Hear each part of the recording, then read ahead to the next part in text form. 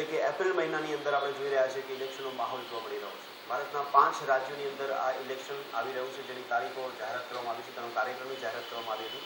ગઈકાલે જે રીતે દિલ્હીમાં નિર્વાચન સદન ખાતે ઇલેક્શન કમિશન દ્વારા આ રજૂઆત કરવામાં આવી હતી જે કાર્યક્રમની, અને એમાં દરેક માહિતી મતદારોની વાત કરવામાં આવે, મતદારના બૂથની વાત કરવામાં આવે, સાથે સાથે લોકોમાં ઉત્સાહ વધારવાની વાત હોય, સુરક્ષાની વાત હોય, સુવિધાની વાત હોય, સાથે નવી બાબત એ પણ જોઈ રહ્યા છે આપણે કે આ વખતે જ્યારે પહેલી વખત પ્રયોગ કરવામાં આવી રહ્યો છે કે જે નોટાનો વિકલ્પ આપવામાં આવે છે તેની જગ્યાએ સિમ્બોલ એટલે કે ચિહ્ન આપવામાં આવશે, તેવી ખાસ વાત કરવામાં આવી છે. અને બીજી સાથે માહિતી એ પણ આપવામાં આવી હતી મીડિયાને કે જે નકલી મતદારો હોય છે તે લોકોની યાદી દૂર કરવામાં આવી છે, તેનો પણ થોડો મોટો આંકડો જોવા મળી રહ્યો છે. પરંતુ આ 5 રાજ્યોનું જે ઇલેક્શન આવી રહ્યું છે તેનો અત્યારે આપણે વાત કરી રહ્યા છીએ, ચર્ચા કરી રહ્યા છે કે સમગ્ર ઇલેક્શન દરમિયાન કયા પ્રકારના મુદ્દા મહત્વના રહેશે, કઈ પાર્ટીનું વધારે મહત્વ જોવા મળશે અને કઈ પાર્ટીનો પ્રયત્ન વધારે જોવા મળી શકે છે, કારણ કે સત્તા હાંસલ કરવી છે જેને નથી સત્તામાં એ લોકોને. ત્યારે આપણે વાત કરી રહ્યા છીએ કે આ 5 રાજ્યોમાં શરૂઆત થઈ છે અસમથી. અસમ છે, તમિલનાડુ છે, પશ્ચિમ બંગાળ છે, કેરળ છે અને પોંડિચેરી છે કે જે 5 રાજ્યોમાં ઇલેક્શન જોવા મળશે એપ્રિલ મહિનામાં. મારી સાથે ચર્ચામાં જોડાયા છે અત્યારે રાજકીય વિશ્લેષક તરીકે જયવંત પંડ્યા. જયવંતજી, આપનું સ્વાગત છે સ્ટુડિયોમાં. નમસ્કાર. જયવંતભાઈ, સૌથી પહેલાં અસમની શરૂઆત થઈ રહી છે જ્યારે ઇલેક્શનની આપણે વાત કરી રહ્યા છીએ, ત્યારે આ 5 રાજ્યોનું વિધાનસભાનું ઇલેક્શન આવી રહ્યું છે એપ્રિલ મહિનામાં. સમગ્ર એપ્રિલ મહિનો આપણને ઇલેક્શનનો માહોલ જોવા મળશે. શરૂઆત આપણે કરીએ તો અત્યારે બીજેપી ક્યાંય જોવા નથી મળી રહી, પણ પ્રયત્ન એ રહેશે કે દરેક જગ્યાએ બીજેપી આવે, કારણ કે જે રીતે લોકસભા જીત્યા બાદ બીજેપીનો ગ્રાફ ધીરે ધીરે ઉતરતો જતો નીચે પડી રહ્યો છે. તો આપણે શું કહેશો કે કેવા પ્રકારની સ્ટ્રેટેજી હવે આ ઇલેક્શનમાં જોવા મળશે? આ 5 જે રાજ્યોનું અત્યારે વિધાનસભા ચૂંટણી યોજાવાની છે એમાં ભાજપ માટે તો જે થાય વકરો થાય એટલો નફો જ છે. કારણ કે તમે જુઓ કે પશ્ચિમ બંગાળ, કેરળ, તમિલનાડુ આ બધે ક્યાંય ભાજપનું એટલે કંઈ એ છે જ નહીં, આમ ચિત્રમાં જ નથી આવતું. પરંતુ એને જેટલું જાજી બેઠકો મળે એ પ્રયત્નો રહેશે એના માટે. એટલે ગઠબંધન કરીને કે બીજી કોઈ રીતે એ છે, એટલે આમાં એને ભાજપ માટે જે મળશે બેઠક એ નફામાં રહેશે. ઓકે, પણ 5 રાજ્યોના ઇલેક્શનની અંદર સૌથી મહત્વની બાબતો આપણે પૂછીશ કે મુદ્દા કયા રહેશે, કારણ કે એક બાજુ જો બીજેપીને આવવું છે તો બીજેપી માટેનું પણ લોકો વિચાર એ કરશે કે 2 વર્ષનું જે શાસન અત્યારે દેશમાં જોવા મળી રહ્યું છે તો એની અસર જોવા મળશે કે કેમ? એટલે પહેલાં તો મેં કહ્યું એમ કે આ સ્થાનિક એટલે જે કહેવાય કે રાજ્યોની વિધાનસભાની ચૂંટણી હોય છે એમાં ભાગ્યે જ એટલે કેન્દ્રના જે મુદ્દા હોય છે એ પેલા એના આધારે ચૂંટણી લડાતી હોય. બિલકુલ.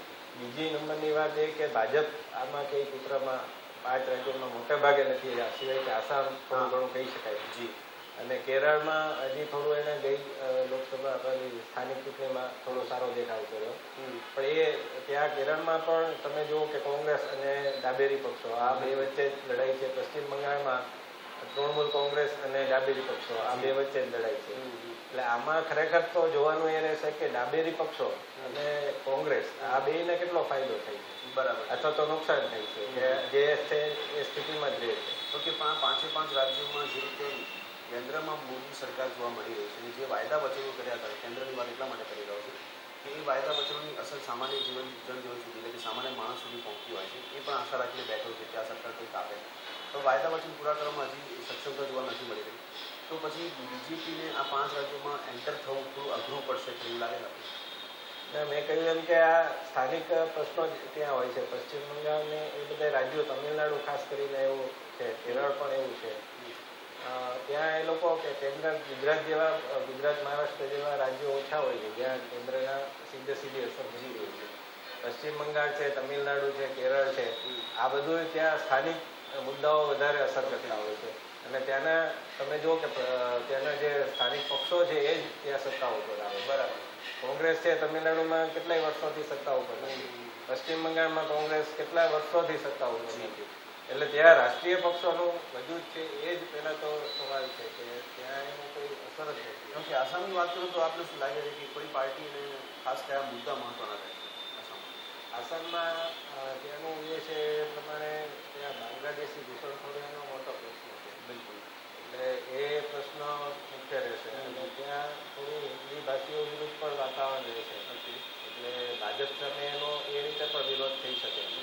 પણ ત્યાં જે અત્યારે છેલ્લે સ્થાનિક જે ચૂંટણીઓ છે એમાં થોડી આશાવાદ છે ભાજપ માટે. ભાજપે આસામ ગણ પરિષદ અને બોર્ડ ઓફ પીપલ્સ ફ્રન્ટ એની સાથે ગઠબંધન પણ કર્યું છે. બરાબર. એને રાખીને ત્યાં કદાચ આસામમાં કઈ પાર્ટીઓ વચ્ચેનો જંગ માનવો આપણે? સર્જે તો કંઈ નવાય નહીં. આસામમાં કઈ કઈ પાર્ટીનો વધારે મહત્વનો જંગ માનવો?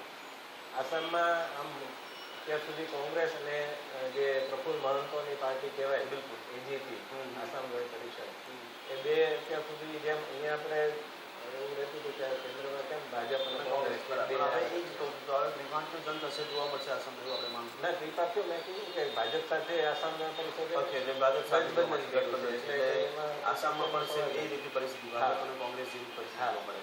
પણ ભાજપનું આપણે કીધું કે સ્થાનિક મુદ્દાઓ પર કદાચ વ્યવહાર સારો જોવા મળી રહ્યો છે પાર્ટીનો, તો આસામમાં વધારે શક્યતા છે. આસામમાં ત્યાં બાંગ્લાદેશી ઘૂસણખોરોનો પ્રશ્ન વધારે છે. અને જે આપણે જો માપદંડ માનીએ કે સ્થાનિક સ્વરાજની ચૂંટણી હોય એમાં જો દેખાવનો માપદંડ માનીએ તો ત્યાં સારો દેખાવ હોય છે.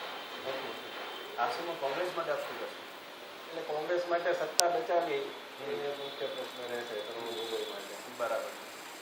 અને આસામ બાજુ અને આપણે જે અત્યારે કોંગ્રેસની ઓવરઓલ સ્થિતિ એવી છે કે આખા દેશમાં તમે જો કે એની પાસે જેટલા રાજ્યો હતા ત્યાં છેલ્લા 2014થી જેટલા ચૂંટણીઓ યોજાઈ, હરિયાણામાં યોજાઈ તો હરિયાણા એની પાસેથી સરકી ગયું, મહારાષ્ટ્ર સરકી ગયું, રાજસ્થાન સરકી ગયું અને પંજાબમાં તો એ છેલ્લા કેટલાય વખત થઈ નથી. એટલે એના માટે આસામથી કદાચ આસામ અને કેરળ આ બે ઉપર એ વધારે ભાર આપે એવી શક્યતા રહે છે. ઓકે. કેરળમાં અત્યારે એની સત્તા છે એટલે કેરળમાં એ સત્તા ટકાઈ રાખવાની, આસામમાં પણ સત્તા ટકાઈ રાખવાનું પ્રયત્ન છે. બરાબર છે. એટલે આસામની અને કેરળની વાત કરો તો કેરળમાં પણ આપણે કયા પરિબળો વધારે અસર કરશે, કયો ફેક્ટર વધારે અસર કરશે? કેરળનું એવું છે કે